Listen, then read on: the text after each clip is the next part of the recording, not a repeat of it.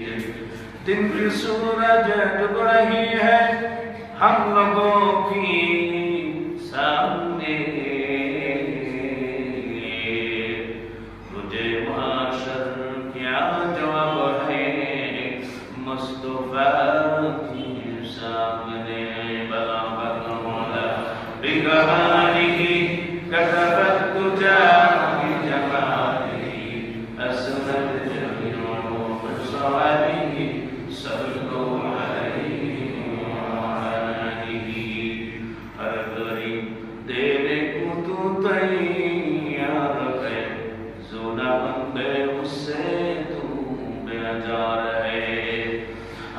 तौहीद असल जुमला बंदगी जुज़्ब तौहीद इस्तिहासल बंदगी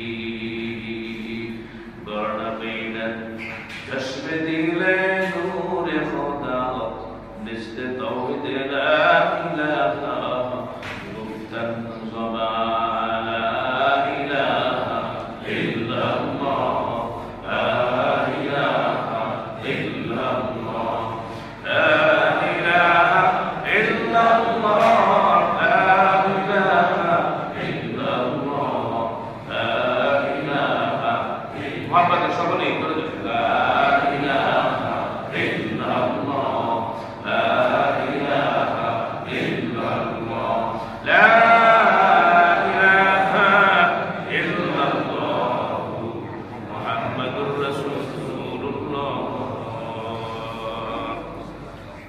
सल्लल्लाहु अलैहि वसल्लम।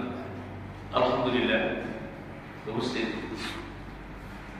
ঐতিহ্যবাহী বাইতুল জাম মসজিদের সম্মানিত কমিটিবৃন্দ, আমার চোখের মনে মাথার তার সাথে ওলামায়ে কেরাম মুফাজ্জির দূর দূরান্ত থেকে এলাকা থেকে আগত দিনদার ইমানদার মুত্তাকিন ফরেজগার ভাইরা, সম্মানিত মুরব্বিয়ানে কেরাম মুরব্বিয়ানে আওয়াম কলিজার টুকরা সম্মানিত যুবক ভাইরা, পর্দার আড়ালের মুহতারাম আপা ও বোনেরা, আল্লাহ সুবহানাহু ওয়া তাআলার দরবারে অসংখ্য অগণিত শুকরিয়া জ্ঞাপন করছি।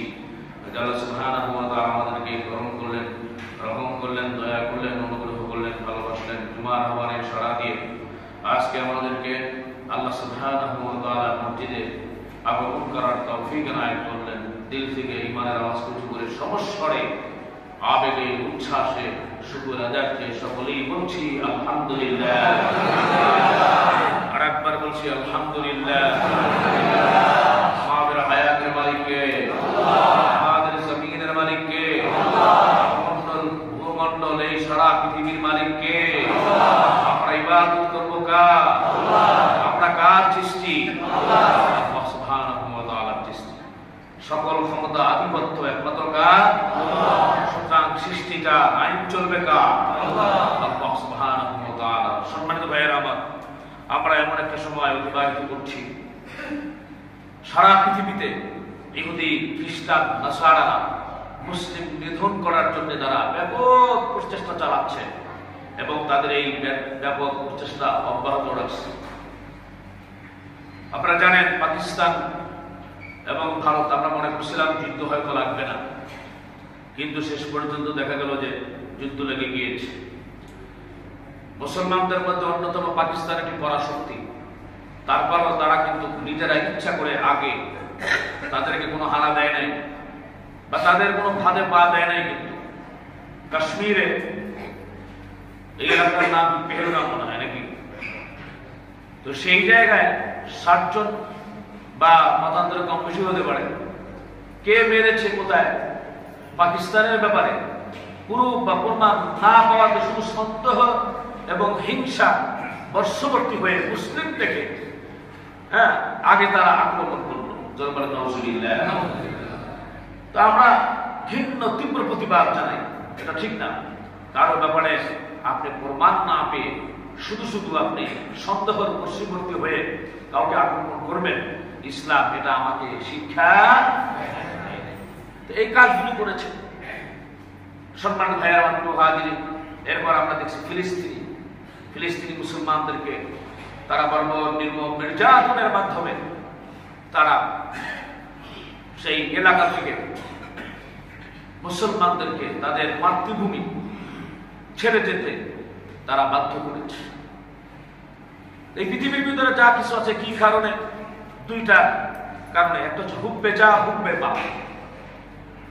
একটা হচ্ছে মান সম্মানের লোভ, আর হচ্ছে ধন সম্পদের লোভ। সম্মানিত ভাইয়েরা আমার, এই দুটি কারণে পৃথিবীর ভিতরে বিভিন্ন রকমের পাপাচার, অনাচার, অত্যাচার, বর্বর নির্যাতন হয়ে থাকে। এই পৃথিবীর ভিতরে একমাত্র কোরআন সুন্নাহ মানুষদেরকে অধিকার দিয়েছে। এর বাইরে যারা চলবে তাদের সমস্ত ইহকাল এবং পরকাল ব্যর্থতায় পর্যবেসিত হবে, এটা জানা কথা। কোরআন এবং সুন্নাহ মেনে ইহুদি, খ্রিস্টান এবং নাসারারাও যদি চলে তাহলে তাদের শান্তি। সম্মানিত ভাইরা, তিরমিজি শরীফের ভিতরে রয়েছে এই লোকটা এরকম মানুষের অন্তরের ভিতরে লালন করে, শয়তানের ধোঁকায় পড়ে। নবী করিম সাল্লাল্লাহু আলাইহি ওয়াসাল্লাম বলেছেন, লাউ কানা লিবনি আদম ওয়াদিয়ান মিন যাহাব লা হাব্বা আন ইয়াকুনা লাহু সানিয়ান ওয়া লা ইয়াফলাহু ফাহু ইল্লা আত-তুরাব। রাওয়াহু তিরমিজি। কোন মানুষের জন্য যদি এক উপত্যকা, এক পাহাড় সমপরিমাণ যদি স্বর্ণ দেওয়া হয়, তার জন্য দুই পাহাড়ের মধ্যবর্তী জায়গা স্বর্ণ দিয়ে যদি ভরাট করা হয়, অর্থাৎ এত স্বর্ণের মালিক যদি তাকে বানায়া দেওয়া হয়, তারপরও সে বলবে যদি আমার আর এক পাহাড় হইত। এই লোভ তার অন্তরের ভিতরে কাজ করে। এই লোভের বশবর্তী হয়ে সে মানুষদেরকে ক্ষতি করে। তো মানুষের এই যে লোভ, সেটি কবরে যাওয়া পর্যন্ত, মানে কবরে যাওয়া পর্যন্ত থাকবে। আল্লাহ তাআলা বলছেন, আরে বর্তমান তো এমন অবস্থা আমরা দেখতে পাচ্ছি যে গরিবদের কবর এক জায়গায় হবে, বড়লোকের কবর আর এক জায়গায় হবে। বড়লোকের যে জায়গা ছিল সেখানে গরিবদের কেউ দাফন করেছে, স্থানান্তরিত করে নাও। এই ধরনের অবস্থা আমরা দেখেছি আমাদের এই সমাজের ভিতরে। তো নবী করিম সাল্লাল্লাহু আলাইহি ওয়াসাল্লাম বলছেন, বুখারী এবং মুসলিম শরীফের হাদিস, যে মানুষ যত বুড়ো হবে, যত বৃদ্ধ হবে, তার দুইটা বিষয় জোয়ান হতে থাকে। একটা হচ্ছে যে মালের লোভ, সম্পদের লোভ, আর একটা হচ্ছে তার জোয়ান হওয়ার লোভ। এই যে মোদি চাচা, এই চাচা তো বুড়ো হয়ে গেছে। এই চাচা মনে করতেছে আমি লং টাইম থাকবো, আমার এই সম্মান, আমার এই খ্যাতি থাকবে। কিন্তু তার জায়গায় অন্য কেউ ছিল কি ছিল না, বলেন ছিল, তারা এখন আর নাই। তাই অহংকার করতেছে, টাকা পায়া, পয়সা পায়া, সম্পদ পায়া, এটা দিয়েছেন আল্লাহ। অহংকার করা যাবে না। যারা অহংকার করবে তাদের জায়গা হবে জাহান্নাম। কোন জায়গায়? কোন জায়গায়? আল্লাহ সুবহানাহু ওয়া তাআলা বলেন, ইন্নাল্লাযীনা কাযযাবু বিআয়াতিনা ওয়াস্তাকবারু লাহুম লা তুফাত্তাহু লাহুম আবওয়াবুস সামা ওয়া লা ইয়াদখুলুনাল জান্নাতা হাত্তা ইয়ালিজাল জামালু ফি সামিল লুগিয়াত وكذلك نجزي المجرمين। আল্লাহ রাব্বুল আলামিন বলেন, এই পৃথিবী আসমান এবং জমিনের মালিক হচ্ছে আমি।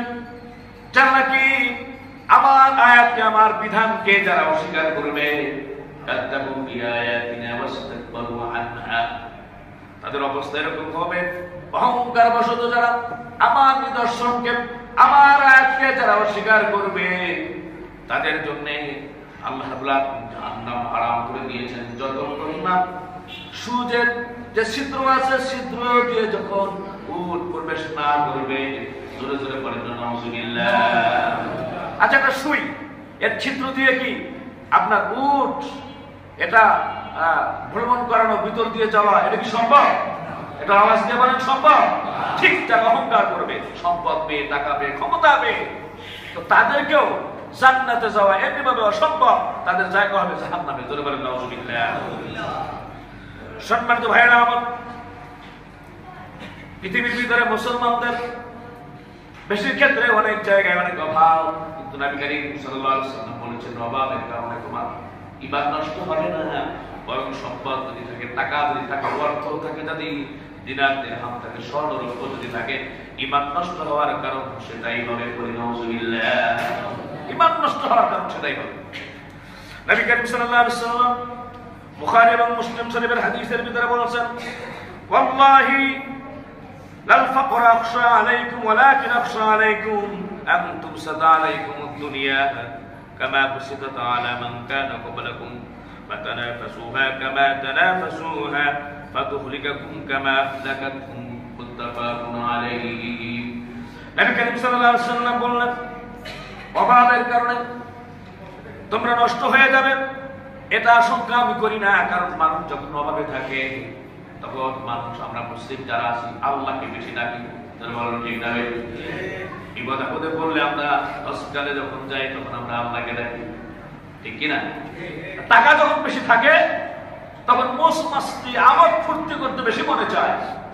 কত মানুষ দেখলাম আমাদের চোখের সামনে ভাত খাইতে ভাত পাইল না, গরু চড়িয়ে খেয়েছে, গরুর পিছনে টায় এরকম, যখন ঢাকা শহরে দেখলাম জায়গা দিল, বাড়ি দিল, গাড়ি দিল, এগুলো বিক্রি কইরা এখন ওলা সুন ফালাইবো, সেখানেও একটা অনুষ্ঠান, বিশাল বড় আয়োজন, আমার নর্তকী আনতে হবে, সেখানে আমাকে বুঝাইতে হবে না যে আমি এত ধনাঢ্য ব্যক্তি। আস্তাগফিরুল্লাহ, নাউযুবিল্লাহ। এরকম ভাবে নষ্ট হয়ে গিয়েছে সমাজ। এইটা এখন চলতেছে আপনার মে মাসে আমরা জানি যে সারা বিশ্বে 1 মে শ্রমিক দিবস পালন করে। 1886 সালের এই দিন আমেরিকার মধ্যে তাদের একটা বিশাল প্রোগ্রাম হয়েছিল। তো সেখানে পুলিশের আক্রমণে কয়েকজন শ্রমিক দুনিয়া থেকে বিদায় হয়েছে। অথচ 1000 বছর আগে নবী করিম সাল্লাল্লাহু আলাইহি ওয়াসাল্লাম বলছেন, তোমার শ্রমিকের যে মর্যাদা তুমি দাও, শ্রমের মর্যাদা তুমি দাও, যদি সেটি না দাও কিয়ামতের ময়দানে আমি তোমার বিপক্ষে দাঁড়ায় যাব। বলেন সুবহানাল্লাহ। নবী করিম সাল্লাল্লাহু আলাইহি ওয়াসাল্লাম বলেছেন, উআতুল আজীর আজরাহু ক্বাবলা আন ইয়াজফারাকু, খাম শুকানোর আগে শ্রমিকের পারিশ্রমিক তোমরা দিয়ে দাও। বলেন সুবহানাল্লাহ। কি শুকানোর আগে? খাম শুকানোর আগে শ্রমিকের তাদের ন্যায্য পাওনা দিয়ে দাও। আর আমরা কি করি? গরিব বসে করি, দেই না, দিতে চাই না, তাদের সাথে ভালো ব্যবহার করতে চাই না, ভালো আচরণ করতে আমরা চাই না। কি একটা আমাদের অবস্থা। সম্মানিত ভাইয়েরা আমার, নবী করিম সাল্লাল্লাহু আলাইহি ওয়াসাল্লাম বলেছেন শ্রমিক যারা আছে তারাও তোমাদের ভাই। বলেন সুবহানাল্লাহ। ইন্নামাল মুমিনুনা ইখওয়া, কিন্তু আমরা এটা মানতে চাই না। আপনি একটু ধনাঢ্য ব্যক্তি হলেন, যে আপনার গার্ড, যে আপনার দারোয়ান, যে আপনার সিকিউরিটি, সেও একটা শ্রম দেয়। ওই সিকিউরিটি যে গার্ড আছে সে গেট খোলে, তারপর আপনার অন্য কাজ করে, আপনার ব্যাগটা একটু টেনে দেয়। হ্যাঁ, আপনি বাড়ি থেকে ফোন করে বলেন যে আমি আজকে আসতে পারবো না, তুমি বাজার করে দাও, তুমি এটা করো, তুমি ওটা করো, পরে কি করে না বলেন? তো আপনারা একটু কষ্ট করে তাকে 50 টাকা 100 টাকা একটু দেন না, সমস্যা নেই, হাতিয়ে দেন তাকে বেশি। ওটা দেওয়ার সাথে সাথে আপনি 100 টাকা দিলেন, সে খুশি হবে, 70 টাকা হবে, আপনার জন্য অটোমেটিকলি একটা দোয়া আসবে। সাধারণত আমরা এটা করি, রিক্সাওয়ালার সাথে বেশিরভাগ তর্ক বিতর্ক করি, সে শ্রম দিয়েছে, তাকে 10-5 টাকা বেশি দেন না, আল্লাহ তাআলা বাড়ায় দেবেন। তরকারিওয়ালা তরকারি সেল করছে, তাকে বাড়ায় দেওয়ার চেষ্টা করি। তো যে এই জায়গায় শ্রম আছে, আমাদের যে মসজিদের খাদেম যারা আছে এরা তো প্রচন্ড পরিমাণে পরিশ্রম করে। ইমাম খাদেম যারা আছে, তারপরে যখন ঢুকবেন আমাদের খাদেম যারা আছে তাদেরকে কিছু হাদিয়া দেবেন, এরকম ভাবে দিলে তো কমবে না। তারাও তো এরকম শ্রমিক, আল্লাহ পাকের ঘরের শ্রমিক। চিন্তা করছেন তাদের দাম, ইজ্জত, সম্মান কোথায়? তো দিবেন আপনারা, কেন কিভাবে করেন? মানে এই যে একটা মন মানসিকতা চেঞ্জ করেন না, অসুবিধা নেই। বাসায় যান, ঢুকছেন, গাছকে কিছু টাকা পয়সা দেন, হাতিয়ে দেন, তার জন্য কিছু দরকার। এরকম একটা মন মানসিকতা আমাদের দরকার, যে আমরা যদি তাদেরকে ভালোবাসি, ভাই মনে যদি বলি। নবী করিম সাল্লাল্লাহু আলাইহি ওয়াসাল্লাম বলেছেন, তুমি যেটা খাও সেটা তাদেরকে খাওয়াও। এখন ড্রাইভার, সে আপনি যদি হাদিয়া দেন, একটু ভালো করেন, তার সাথে ভালো ব্যবহার করেন, খাসলত খারাপ না হলে সে চুরি করবে না। কে বলেন ঠিক না? আপনার প্রতি মনোনিবেশ করবে। তো এরকম বিভিন্ন রকমের শ্রমিক রয়েছে বাংলাদেশের ভিতরে। আমরা প্রায় জায়গায় দেখি, হায় হায়, আমি নিজের চোখে দেখেছি, আল্লাহ পাকের ঘর সাক্ষী, আমি নিজে দেখেছি।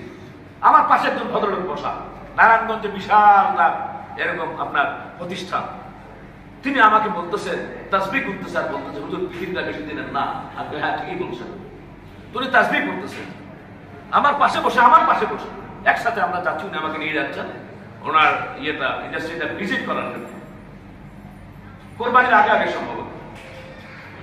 তো আমি মনে মনে ভাবলাম, বাহ, বেচারা ধনাত্ম হলেও খুব আল্লাহওয়ালা, খুব দিনদার। যেই নাকি অফিসে গেলাম, তার স্পেশাল রুমের ভিআইপি রুম আছে, সেখানে আমি গেলাম, একবার এসে ছেড়ে দিয়ে আমার খাবার ব্যবস্থা করবো। বাইরেই দেখলাম শ্রমিকদের চিৎকার। ঘটনা কি হচ্ছে? শ্রমিকদেরকে বোনাস দিবে না, আরো আজকে বিকাল পর্যন্ত কাজ করা হবে। নামাজের সময় তুমি জিজ্ঞেস করো কি খবর, আপনারা উৎপাদ করতেছেন? তারপরে হুজুর আমার বাড়ি গাইবান্ধা, আমি কখন আমি ঈদের সামানা কিনবো, কখন আমি যাবো, বাজারিতে যে যাম, আমাদেরকে আজকে পর্যন্ত কাজ করেছে, বোনাস দেয় না। এই দিক দিয়ে সে এই যে মানুষের হক পেরে, শ্রমিকের হক পেরে সে এখন জান্নাতে যেতে চায়, বলে নাউজুবিল্লাহ, সম্ভব না। আল্লাহ পাক আমাদেরকে বোঝার তৌফিক দান করেন, আমরা বলি আমিন। হ্যাঁ, ঘরের ভিতরে আমাদের মেয়ে সার্ভেন্ট থাকে, এগুলো শিখতে হবে। গরিব মানুষের মেয়ে এখন তো পাওয়াই যায় না এরকম ভাবে, এই অত্যাচারের কারণে একটা কাপ ভাঙছে, ঠাস করে একটা চটকানা। আর এর থেকে বড় সুখে অন্য কিছু আপনার ছেলে মেয়ে ভেঙে ফেললে আপনি কিচ্ছু বলেন না, ঠিক আছে বাবু অসুবিধা নাই, আমি পরে আবার এনে দিব। একটু খেয়াল করতে হবে, এটা দিয়েছেন আল্লাহ। সূরা নাহলের 71 নম্বর আয়াতের ভিতরে আল্লাহ তাআলা বলেছেন, ওয়াল্লাহু ফাদ্দালা বা'দাকুম আলা বা'দিন ফির রিজক ফামাল্লাযীনা ফাদ্দালু বিরাদ্দি রিজকিহিম আলা মা মালাকাত আইমানুহুম ফাহুম ফী সাওয়া আফাবিনি'মাতিল্লাহি ইয়াজহাদুন। আল্লাহু আকবার। আল্লাহ সুবহানাহু ওয়া তাআলা বলেছেন, রিজিকের ব্যাপারে এই পৃথিবীতে কারো উপর কারো আল্লাহ তাআলা মর্যাদা দিয়েছেন, এটা আল্লাহ মর্যাদা দিয়েছেন। তোমাকে সম্মান দিয়েছেন, তুমি বিচার হতে পেরেছো, ডাক্তার হতে পেরেছো, তুমি ব্যারিস্টার হতে পেরেছো, ইঞ্জিনিয়ার হতে পেরেছো, তোমার যেটা তেইশটা চোখ আর তোমার যে দুইটা হাত আর দুইটা পা, আল্লাহ পাক একজন গরিব মানুষ তোমার অধীনস্থ শ্রমিককে আল্লাহ এরকম ভাবে দিয়েছেন। হয়তো আল্লাহ তাআলা পারতেন না তোমাকে চাকর বানায় ওরে মালিক বানাইছেন। কি বলেন, আল্লাহ পারতেন কি পারতেন না? এটা মনে রাখবেন। ক্ষমতা পায়, টাকা পয়সা, নিজের বাহুবল আছে, এটা খাটায় দিলেন না, ক্ষমা করবেন।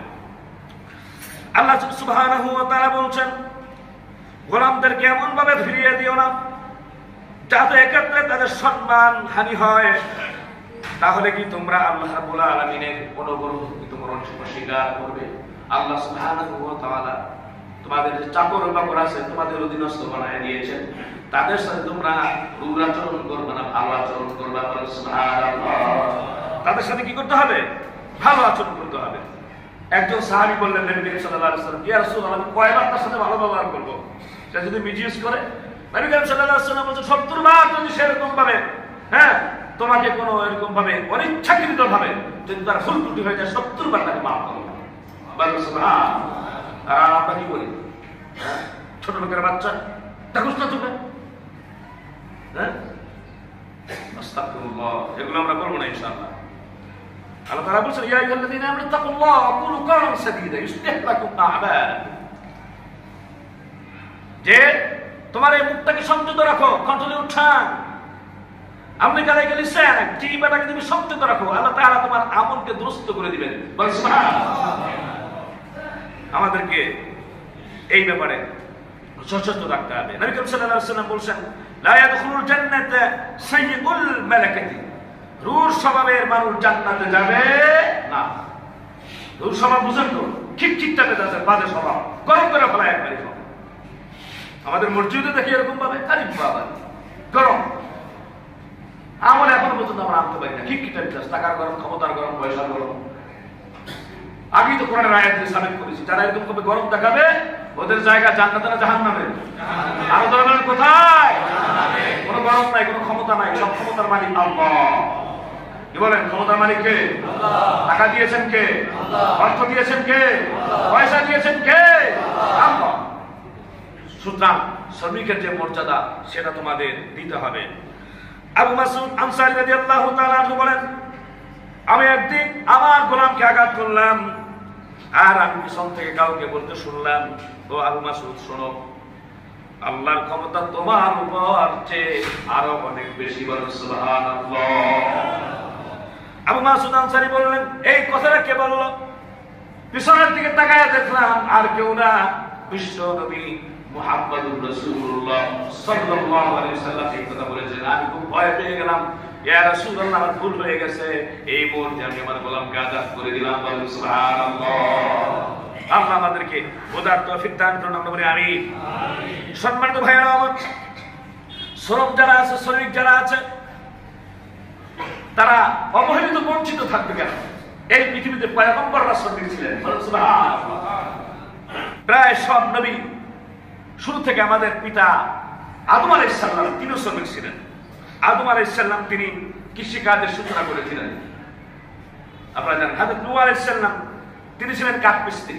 বলেন সুবহানাল্লাহ। আমাদের বাংলাদেশের তো স্বভাব এরকম হয়েছে। আমাদের বাংলাদেশে যে কর্মঠ ছেলেরা আছে, হ্যাঁ, এরা সময়টাকে ঠিক মতো কাটায় না। বাহিরে যাবে, বিদেশে যাবে, সেখানে দেয়া বিভিন্ন রকমের কষ্টের কাজ করে। কেউ তো আছে এরকম ভাবে সাফাই, পরিষ্কার পরিচ্ছন্নতার কাজ করে, পরিচ্ছন্ন কর্মী এমন আছে ইটালিতে, আমেরিকাতে, বিভিন্ন জায়গায়। আপনারাই বলেন আচ্ছা, শেষ পর্যন্ত এয়ারপোর্টে আইসা কোট একটা লাগায়া, সানগ্লাস একটা ঝুলায়, ক্যামেরা একটা ঝুলায়। এখন মনে হয় এই ফ্যাশনটা আর নাই, আগে ছিল এরকম ভাবে। বুঝায় যায় আগে তো অনেক কিছু হয়ে গেছে। এই ছেলেটাই যদি বাংলাদেশে আইসা যদি এই 8 লাখ 10 লাখ 20 লক্ষ টাকা খরচ করেছে বাইরে গেল, হ্যাঁ, এই ছেলেটা যদি এই টাকা বাংলাদেশের ভিতরে খরচ করে যদি একটু পরিশ্রম করতো, আমার মনে হয় বিদেশে যাওয়ার থেকে টাকা আল্লাহ তাআলা তাকে আরো বেশি দিত। ঠিক কিনা? আমরা এই দেশে পারি না, বাইরে আমরা সব পারি শ্রম দেওয়ার জন্য। তো যাই হোক, এই কথাগুলি বলতেছিলাম ভাই, শ্রম করে কষ্ট করে খাওয়া এটা পয়গম্বরের খাসলো। এইটাকে কোনো এরকম ভাবে, তবে বৈধ ভাবে হবে, অবৈধ ভাবে না। ব্যাপারটা বুঝতে পারছেন না? আমি হয়তো আসবো সেই কথা। নারী কমিশন, নাউজুবিল্লাহ মিন যালিক, যারা এরকম ভাবে প্রেস কোয়ার্টারের প্রতিটা তাদেরকে শ্রমিকের মর্যাদা দিয়ে দিচ্ছে, বলে নাউজুবিল্লাহ। তো চোর ডাকাত কয়দিন পরে বলবে যে আমি এত কষ্ট করি। মফস্বলের চোর যারা, তারা বলবে কষ্ট কি কম? ঠান্ডার ভিতরে গায়ের ভিতরে তেল লাগাতে হয়, তারপরে শীত কাটতে হয়, তারপরে জীবনের উপরে অনেক করে ভয় আছে। কোন সময় কোন আক্রমণ, কোন সময় দায়ের কম, এইভাবে আপনার চলের কম খেতে হয়। সুতরাং আমাকেও শ্রমিকের মর্যাদা দিতে হবে। ঠিক কিনা ধরে বলে? বৈধ পন্থায় পকেট মার বলে আমিও তো কষ্ট করি, আর আমি তো ধরো যখন খাই, মাছ তো একটাও নিচে পড়ে না, লাফতে বুঝি কি অনেক কিছু খাই আমি। সুতরাং আমাকে শ্রমিকের মর্যাদা দিতে হবে। নাউজুবিল্লাহ মিন যালিক, নাউজুবিল্লাহ। কি হলো আজকে আমাদের অবস্থা? হযরত ইদ্রিস আলাইহিস সালাম সেলাইয়ের কাজ করতেন, বলেন সুবহানাল্লাহ। হযরত সুলাইমান আলাইহিস সালামের পিতা নবী সম্রাট হযরত দাউদ আলাইহিস সালাম তিনি কামারের কাজ করতেন, বলেন সুবহানাল্লাহ। এরপরে হযরত শুআয়ব আলাইহিস সালাম তিনি পশু খামার করছেন, হ্যাঁ। হযরত মূসা আলাইহিস সালাম তার অধীনে থেকে, মূসা আলাইহিস সালাম হ্যাঁ বড় জাগ্রত পয়গম্বর, বিরাট গরম তো, খুশি মেরে ফেরাউনের একটাকে বাবুর্চিকে দেখবেন মেরেই ফেলছে। আল্লাহ রাব্বুল আলামিন মিজাজটা কমানোর জন্য শুআয়ব আলাইহিস সালামের কাছ থেকে প্রায় 7 থেকে 8 বছর তিনি এই যে খামারে তিনি কর্মরত ছিলেন, বলেন সুবহানাল্লাহ। এই কাজটি পয়গম্বররা করেছেন। তারা তো যদি চাইতেন আরো অনেক আরামে শান্তি থাকতে পারতেন। সুতরাং শ্রম দেওয়া এই যে এটা কোনো মর্যাদা হানি করে না। যে ড্রাইভ করে সে একজন শ্রমিক, যে রিক্সা চালায় সে একজন শ্রমিক, যে দোকানদারি করে সে একজন শ্রমিক। সুতরাং এখানে তো লজ্জার কিছু নাই ভাই। বরং আমি মনে করি যারা কর্ম করে খায়, কাজ করে যারা খায়, শরীর দেহ মন সবকিছু তাদের ভালো থাকে। ঠিক কিনা? বসে বসে যারা খায় ওদের এক সময় দৌড়ে যেতে হবেই, তবে সে সময় দৌড়ালে আর কোনো লাভ হবে না। হসপিটালে যায়, হসপিটালে যে ডক্টর বলতেছে সকালবেলা কমপক্ষে 2 ঘন্টা দৌড়াবি, তোর যদি জীবন ভালো রাখতে চাস। তারপর হাঁপায় বিভিন্ন রকমের ফল কোনো সামনে চলে খাইতে পারে না, এটা এতটুকু খাবি, ওইটা 1 চামচ 2 চামচ খাবি, এত বেশি খাইতে পারবি। ঠিক কিনা? মানে এরকম একজন লোক নাকি বলছিল, হ্যাঁ, জহিরুল ইসলাম, এত টাকা আমি ইনকাম করলাম, হ্যাঁ, কিন্তু যখন আমি খাবো ভোগ করবো তখন আর ভোগ করতে পারলাম না। তো সম্মানিত ভাইয়ার আমার প্রিয় হাজিরিন, এর জন্য আগে থেকে আমরা শরীরটাকে লড়াই, আমরা যেখানেই থাকি না কেন, হ্যাঁ, একটু খেতে খাই, খেতে খাওয়ার চেষ্টা করি। আল্লাহ তৌফিক দান করুন, আমিন। আমাদের নবী মুহাম্মদুর রাসূলুল্লাহ সাল্লাল্লাহু আলাইহি সাল্লাম তিনি আম্মা জান খাদিজাতুল কুবরা রাদিয়াল্লাহু তাআলা আনহা তার জায়গা থেকে ব্যবসা প্রতিষ্ঠানে তিনি চাকরি করেছিলেন, বলেন সুবহানাল্লাহ। তাহলে সম্মানিত ভাইরা আমার, শ্রমিকের মর্যাদা কম না। যেখানে পয়গম্বররা এই শ্রম দিয়েছেন, আমরাও ইনশাআল্লাহ শ্রম দেব ইনশাআল্লাহ। নবী করিম সাল্লাল্লাহু আলাইহি ওয়াসাল্লাম বলছেন, যখন এরকম ভাবে গরমের দিন হয়, প্রচন্ড খরতা, তখন শ্রমিকের প্রতি তুমি সদয় হও। বলছেন, যে ব্যক্তি তার কাজের লোকের কাজকে কমায়া দিবে, কিয়ামতের দিন আল্লাহ রাব্বুল আলামিন তার হিসাবকে সহজ করবেন। আপনার একজন চাকর আপনি নিয়ে গেলেন, আপনার গা তার মাথার ভিতরে সব বোঝা দিয়ে দিলেন, আপনার হাতে কিছুই নাই, আপনি খালি অর্ডার দেন আর ওর মাথায় গালি দেন। আরে মাছ টাছ তরকারি আপনি তো কিছু দিতে পারেন, তার জন্য ব্যাপারটা কাজটা সহজ হয়, ঠিক কিনা বলেন? সহজ হয়। আপনি টাকা দিয়েছেন কুলি, ঠিক আছে, আপনি রেলের থেকে নামলেন, বিমান থেকে নামলেন, একজন কুলি আপনাকে বলল স্যার আমি একটু এটা বহন করি, আপনি সব তার মাথায় দিয়ে দিলেন, টাকা দিবেন এর জন্য টাকা করবে না, আপনি কিছু আপনি নিজের হাতে নেন, তার কাজটা সহজ হয়ে যাবে, এইটা আপনি সহজ করলেন, আমাদের মধ্যে আল্লাহ আপনার হিসাবকে সহজ করে দিলেন। আল্লাহ পাক আমল করার তৌফিক দান করেন বলে আমিন। সম্মানিত ভাইয়েরা, নবী করিম সাল্লাল্লাহু আলাইহি ওয়াসাল্লাম বলেছেন, যারা শ্রমিকের মজুরি প্রদানে তাল বাহানা যারা করবে তাদের ব্যাপারে মহানবী সাল্লাল্লাহু আলাইহি ওয়াসাল্লাম বলেছেন, সামর্থ্যবান পাওনা পরিশোধে গরিবসী করা জুলুম ও বিচার আসরের দিন জুলুম অন্ধকার রূপে আবির্ভূত হবে, বলেন নাউযুবিল্লাহ। কারো প্রতি কোনো জুলুম করবা, সেটা জুলুম অন্ধকার। জুলুম কি? অন্ধকার। জুলুম কি? অন্ধকার। হাদিসে কুদসির মধ্যে রয়েছে, আল্লাহ তাআলা বলেন, কিয়ামতের দিন আমি তাদের বিরুদ্ধে থাকব। আল্লাহ যদি বিরুদ্ধে থাকে তাহলে এখন উপায় আছে? আমার কেবল উপায় আছে? আল্লাহ যদি বিরুদ্ধে থাকে, আল্লাহ তাআলা বলছেন কাদের ব্যাপারে? যারা নাকি বিশ্বাসঘাতকতা করে। বেঈমান আছে না যারা বিশ্বাসঘাতকতা করবে?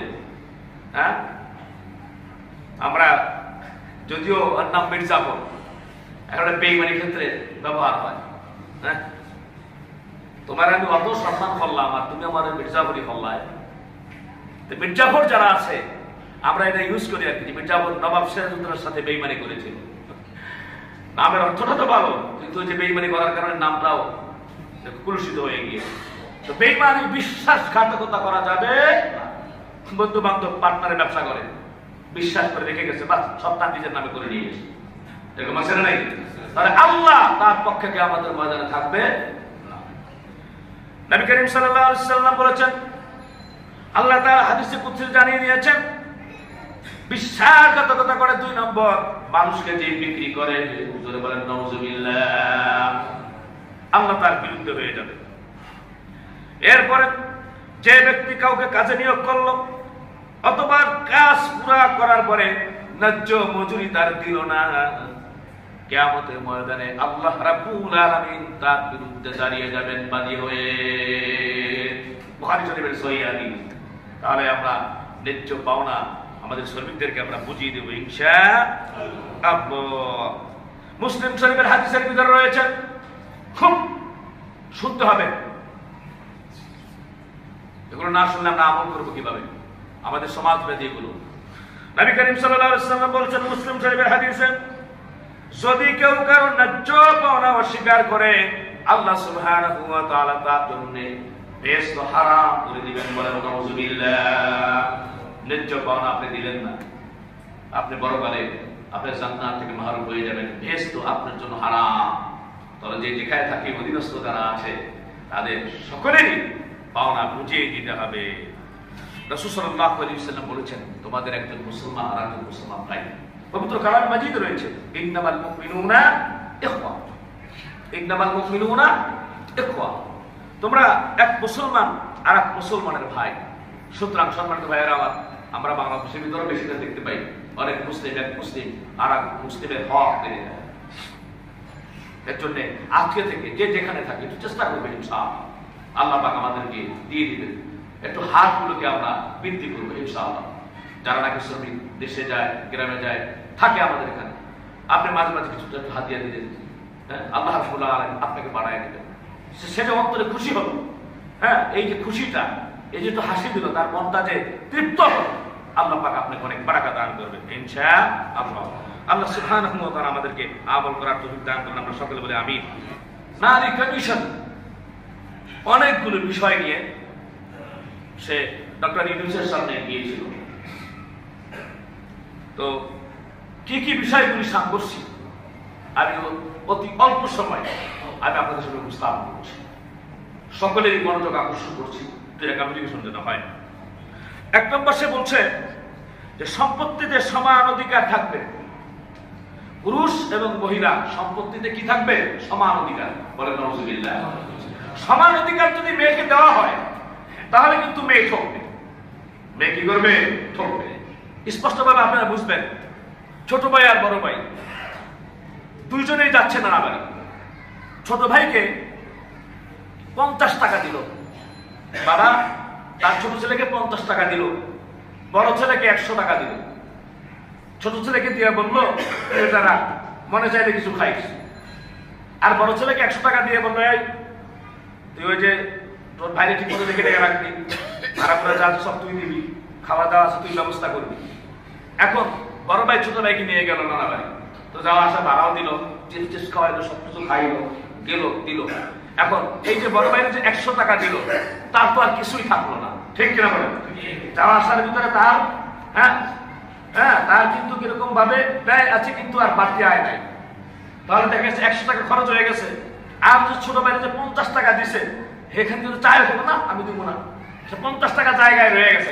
এখন আপনি বলেন তো দুইজনের ভিতরে কে লাভবান, ছোট ভাই না বড় ভাই? ছোট বলেন কে? এরকমই সম্মানিত ভাইরা আমার, আল্লাহ সুবহানাহু ওয়া তাআলা বলেছেন সূরা নিসার ভিতরে, ইউসিকুমুল্লাহু ফি আওলাদিকুম লিযাকারি মিসলু হাযযিল উনসায়াইন। আল্লাহ সুবহানাহু ওয়া তাআলা বলছেন, আল্লাহ তোমাদের সন্তান সন্ততি সম্পর্কে তোমাদেরকে নির্দেশ দিচ্ছেন যে পুরুষের অংশ 2 নারীর সমান।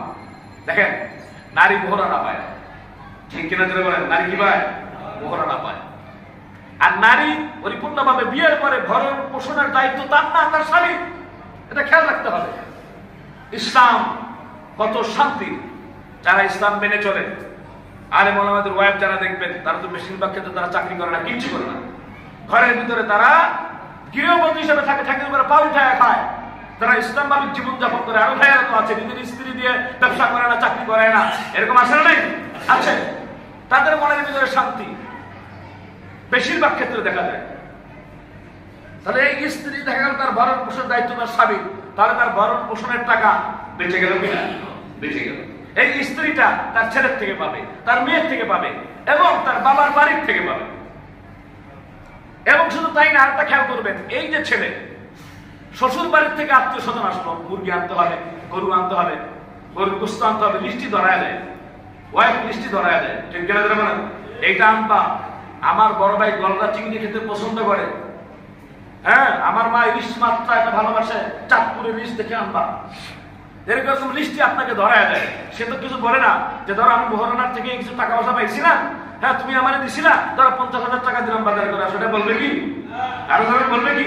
তাহলে তার যে পরের বাড়ির থেকে, শ্বশুর বাড়ির থেকে যা কিছু আছে, এইটা হ্যাঁ, এই যে ব্যয় করতে হবে, সেটা কিন্তু স্বামী তার দায়িত্ব, রেসপন্সিবিলিটি। এমনকি বাবা যদি বিদায় হয়ে যায়, তাহলে তার যদি কোনো এই বোন থাকে, এই বোনের রক্ষণাবেক্ষণ এবং তার লালন পালন করার দায়িত্ব, বিয়ে দেওয়ার দায়িত্ব এই ভাইয়ের করে যায়। সব থেকে যদি আপনি করেন, ইসলাম নারীকে ঠকায় নাই, বরং ইসলাম নারীকে জিতে দিয়েছে, বরং সেখানে সাংঘর্ষিক, হ্যাঁ, তারা বলে যে নারী এবং পুরুষ সমান অধিকার দিতে হবে, বলেন নাউজুবিল্লাহ। তারপরে আর এক বিষয় হচ্ছে বহু বিবাহ, এটা করা যাবে না।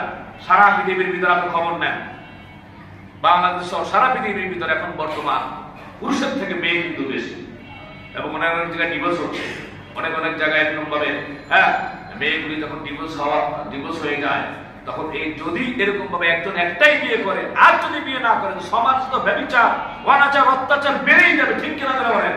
সেটাকে রেখেই আল্লাহ রাব্বুল আলামিন বলেছেন শর্ত সাপেক্ষে, ফানকিহু মা তাবা লাকুম মিনান নিসাই মাসনা ওয়া সুলাসা ওয়া রুবা, নারীদের মধ্যে যাকে তোমাদের পছন্দ হয় বিবাহ করো, 2 জন 3 জন অথবা 4 জনকে। তো সেটা কি শর্ত সাপেক্ষে, আপনার টাকা পয়সা, অর্থ, ভালোবাসা, মহব্বত সবকিছু সমচক্ষে দেখা লাগবে। এবং দেখা গেছে যে আপনি আল্লাহ সুবহানাহু ওয়া তাআলা আপনার ক্ষমতা, খুব যৌন ক্ষমতা বেশি দিয়ে দিল, যাতে করে আপনার ঈমান হারা না হন, গুনাহগার যাতে না হন, এজন্য আপনি পরে বিয়েটা করতে পারেন, শর্ত সাপেক্ষে।